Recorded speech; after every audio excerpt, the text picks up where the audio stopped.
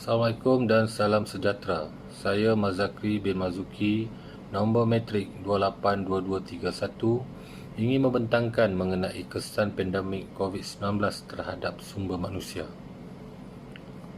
Ancaman pandemik COVID-19 di seluruh dunia adalah satu ancaman terhadap krisis kesihatan dan kehidupan seharian serta mempengaruhi amalan sumber manusia. COVID-19 telah menjadikan organisasi berdepan risiko yang tidak dijangka, menyebabkan banyak masalah yang timbul untuk pengoperasian perniagaan. COVID-19 sudah berlarutan lebih dari setahun dan kesan daripada itu terhadap masalah sumber manusia akan kekal dalam waktu jangka masa yang panjang. Pengurusan sumber manusia adalah sebahagian kecil dalam pengurusan bersistematik, terancang dan tersusun. Assalamualaikum warahmatullahi wabarakatuh. Saya Aidil Azri Afifi bin Muhammad, nombor metrik 282112.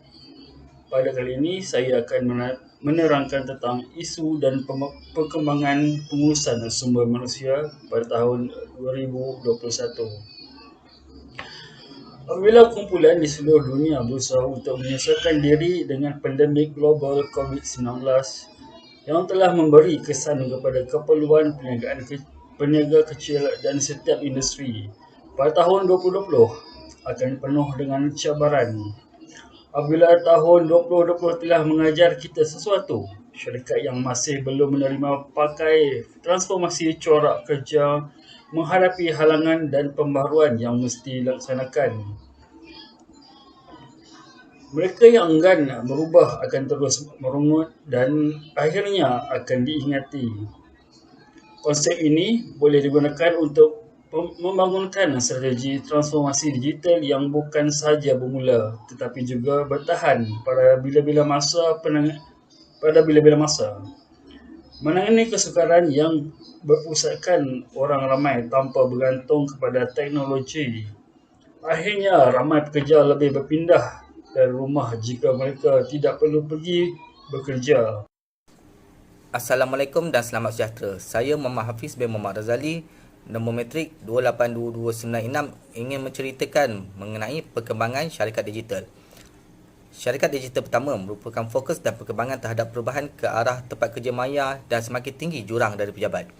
Perubahan ini menyebabkan terbentuknya budaya dan tradisi baru daripada syarikat yang meluaskan implikasinya.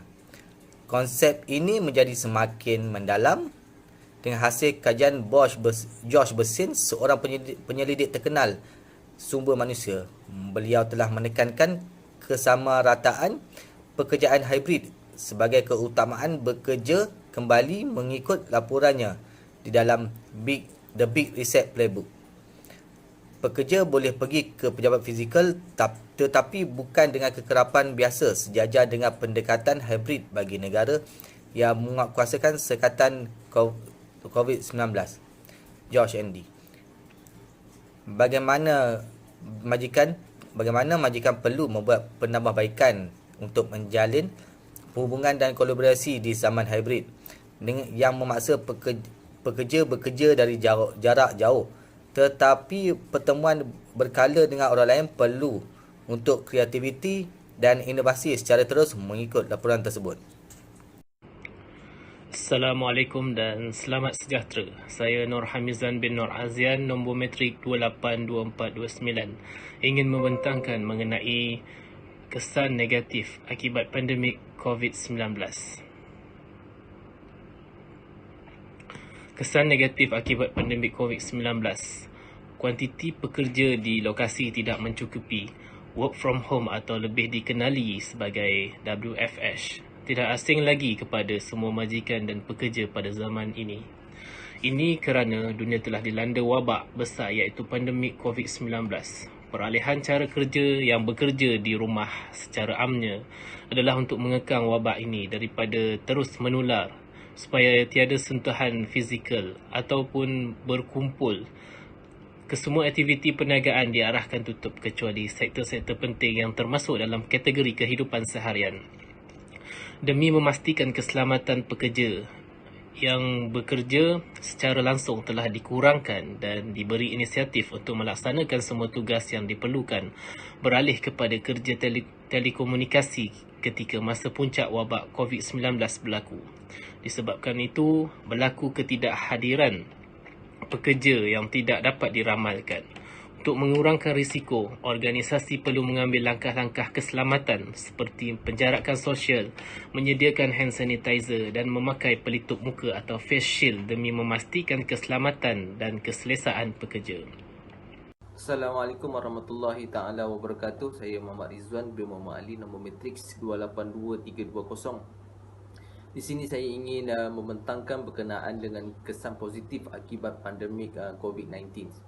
Hasil yang menguntungkan, lebih mudah menyesuaikan diri dengan serba pantas. Wabak COVID-19 yang timbul secara tiba-tiba dan melanda seluruh dunia memperkenalkan kesukaran ekonomi seperti kesan globalisasi dan menghasilkan anjakan dalam keadaan persaingan.